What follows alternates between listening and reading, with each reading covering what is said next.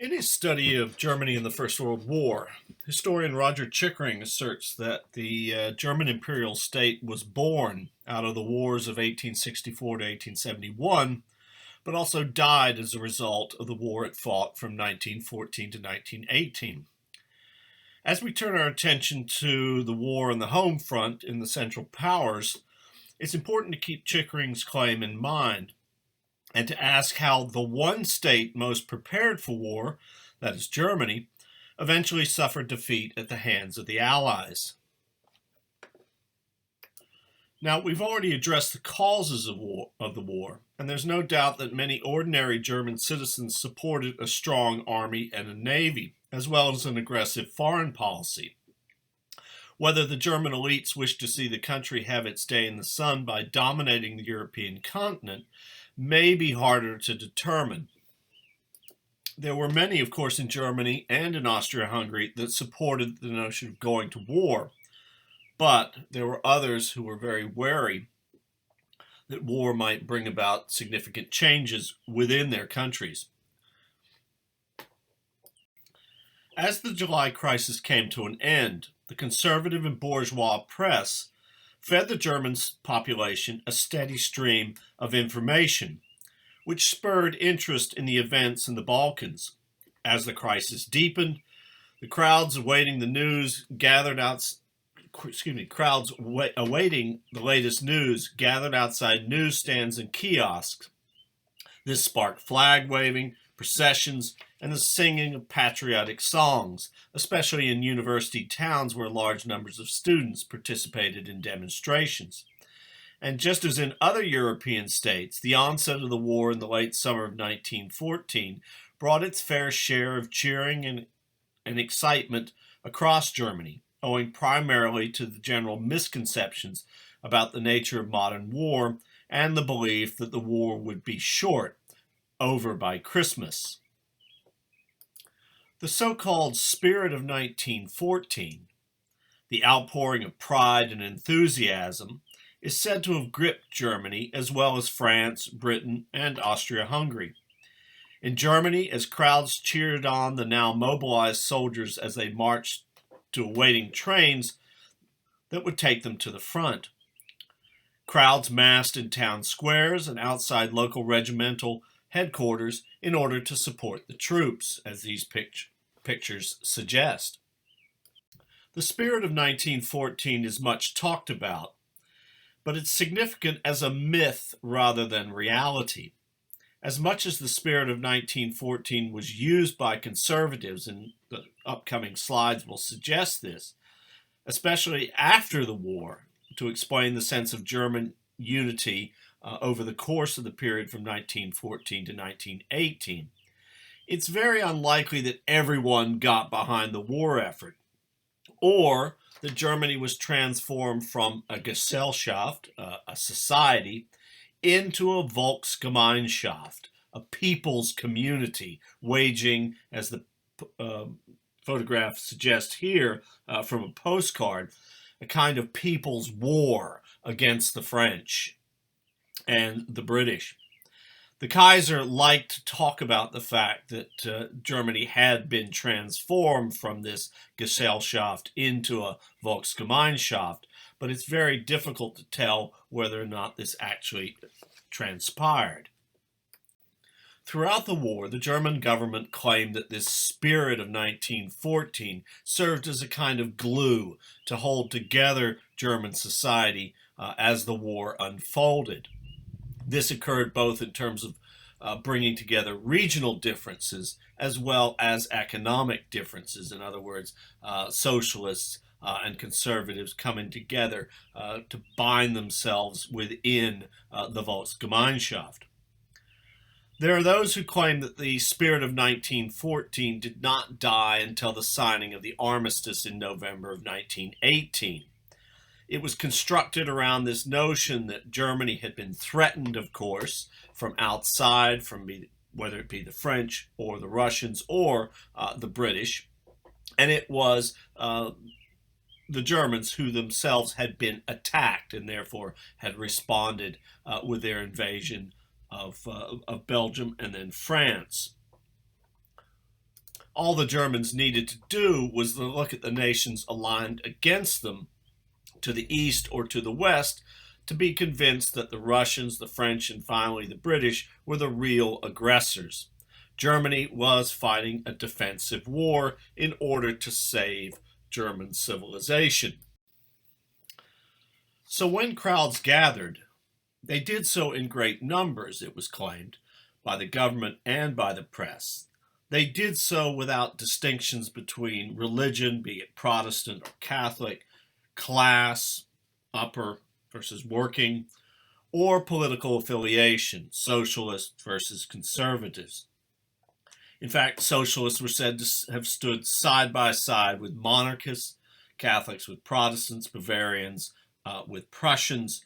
The Kaiser, in a speech very soon after the war broke out, asserted that he saw only Germans in front of him. One of the most famous pictures of crowds in Germany represents the effects of the war would have been felt almost immediately on the home front with the calling up of regular and reserve units for the German army and navy. Germany, like France, had a conscripted armed service, a mass army that young German men entered as a rite of passage and a rite of citizenship. On the eve of the war, as I've already pointed out, the peacetime army was composed of about 800,000 men. These men were called up at the age of 20, and in peacetime they would have completed a 2-year term of service and then served as first-line reserves for another 5 years. This way, you had a fairly significant number of trained soldiers on hand if war broke out. After the 5-year term expired, those men passed into a second levy known as the Landwehr, where they served until the age of 40. While the German army in 1914 was fairly small, once mobilization occurred, it grew in size to at least three times that size, to about 2 million men. Actually 2 million plus. And then over and above that, Germany also recruited volunteers for service, as the readings have suggested from Nyberg. And those numbers were greatly exaggerated in the early stages of the war, again, for the propaganda value. So almost overnight, like French families that we've already addressed, German families also lost their primary breadwinners. Companies lost their employees and factories their workers. This naturally led to an array of problems and challenges that politicians and bureaucrats had to meet very quickly so that the state could adequately support the war effort. Those of you who know anything about Germany in the 19th century, or even Germany today, know that the terms efficiency and Germany or German are often synonymous. However, that was not necessarily the case in 1914, and the reason for this is that the German state was actually quite fragmented.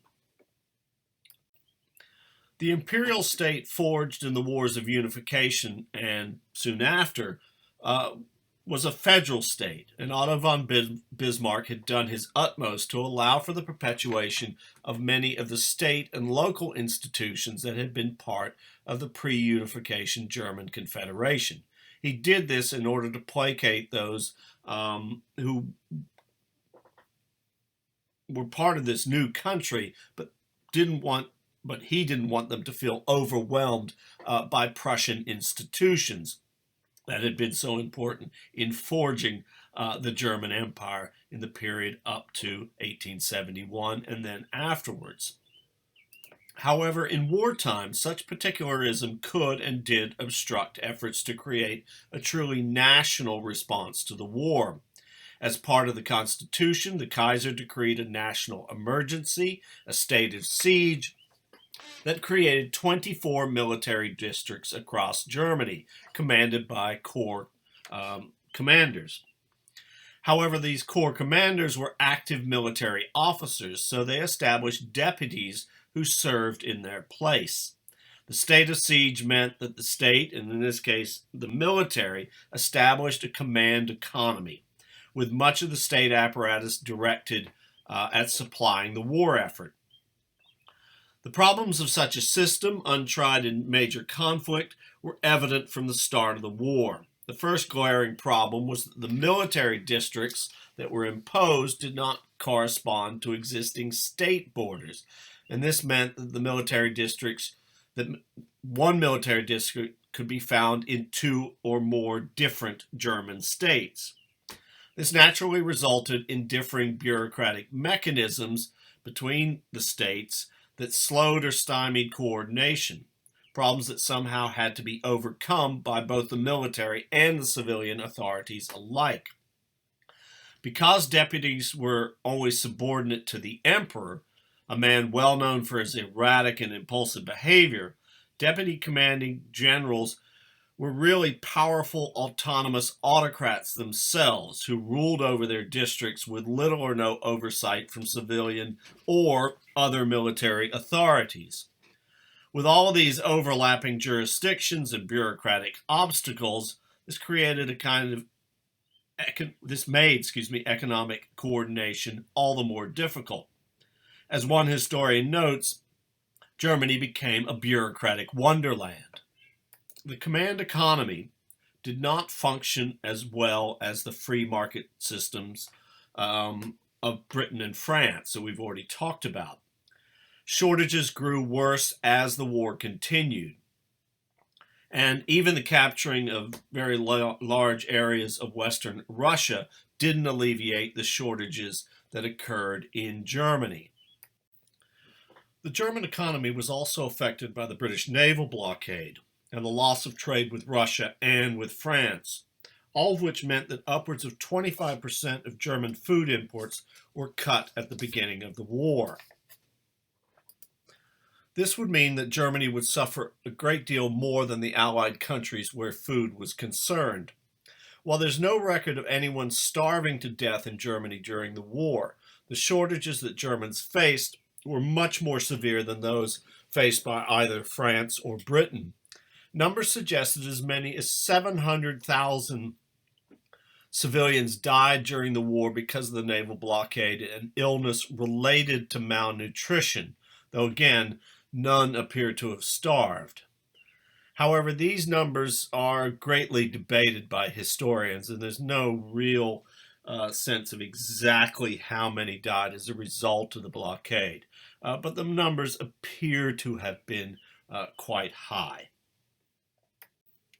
The failure of the command economy to adequately provide for the population during the war resulted in this undernourishment of a large percentage of the population and its attendant problems such as demoralization, discontent, and by 1918, domestic strife. The Germans seem to have been able to provide their armies with artillery and munition, but they were less able to provide their population with food. About 30% or 5 million Germans were involved in agricultural production. And for the most part, they did not suffer, as they were often able to barter eggs, grain, or meat during the war. The urban population, as these pictures suggest, were not so lucky. And it was the 52 million Germans who lived in towns and cities who felt the brunt of shortages. Remember, there were 8 million Germans under arms by 1915, and the government had to do its best to keep them fed, and therefore sometimes the civilian populations didn't get the supplies that they needed. But again, other aspects of this that were connected to the blockade.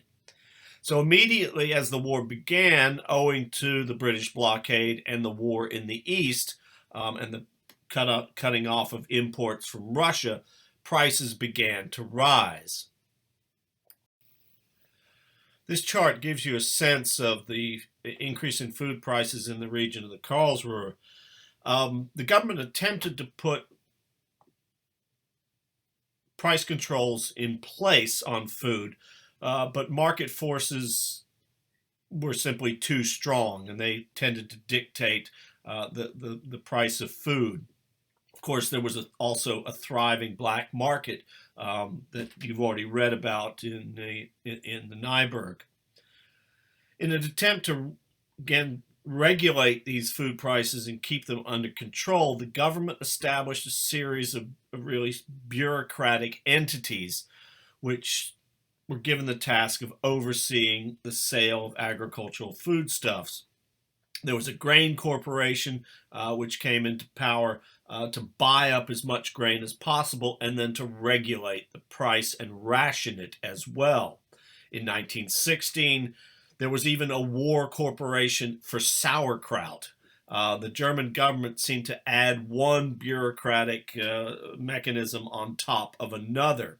By 1916, they had established a war food office that oversaw all of the food distribution within the country.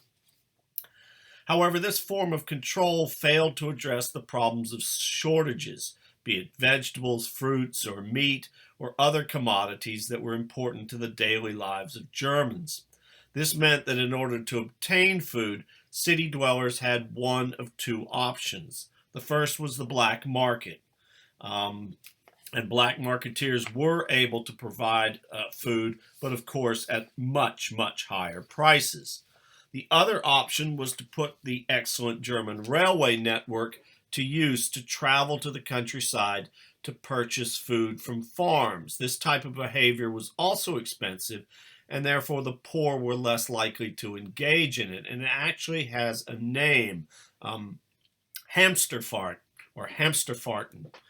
Which is foraging jaunts, going out and really sort of stuffing one's cheeks like hamsters, bringing it back to the countryside.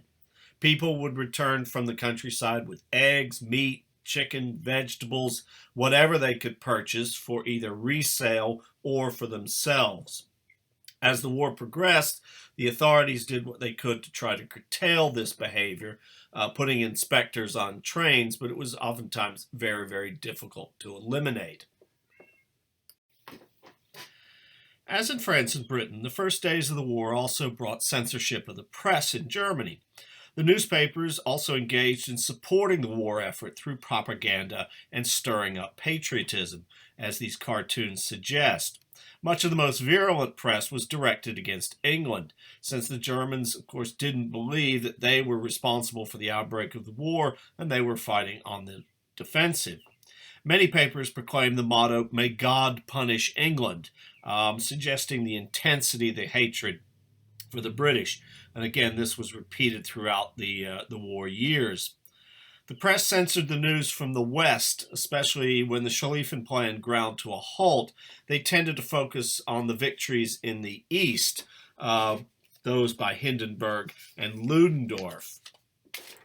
To control the press, the German government set up another bureaucratic instrument, the Central Office of Censorship, in October of 1914.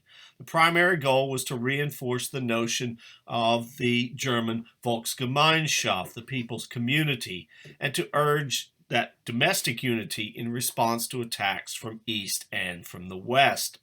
For those of you who might have read All Quiet on the Western Front, you might remember how Paul Baumer's school teacher urged him to go to the front, and the state relied upon civil servants and local government figures to engage in patriotic acts in support of the war, to urge individuals who were not fighting to join up as volunteers, and also to urge people to contribute to the war effort. Local dignitaries and burgomeisters, professors, school teachers, businessmen presided over various patriotic ceremonies outside of town halls and at universities to, again, get the people on board with the war effort. Literary festivals celebrated German heroes. Song festivals sung the praises of German soldiers and the Kaiser. Any such occasion would have its fair share, of course, of German music or German literature. But, of course, there would be no French, Russian, or British authors, poets, or composers for the Germans to hear.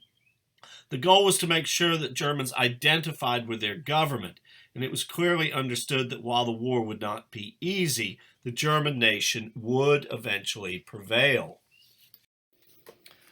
Unity was one thing, paying for the war was another.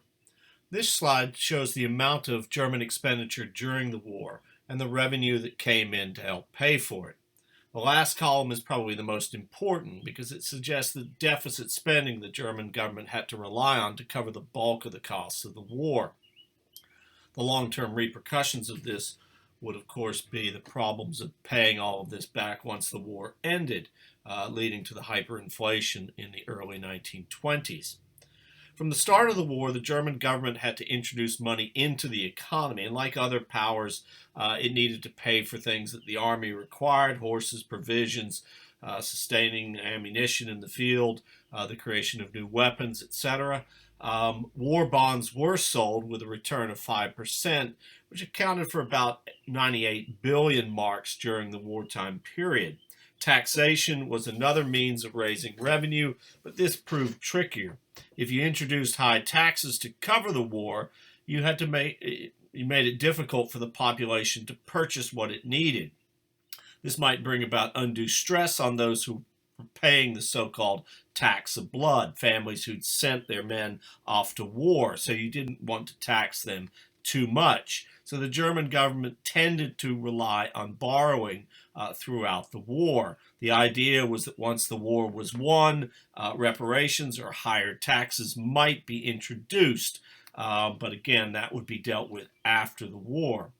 All governments, of course, had to strike this kind of balance, and Germany was no exception.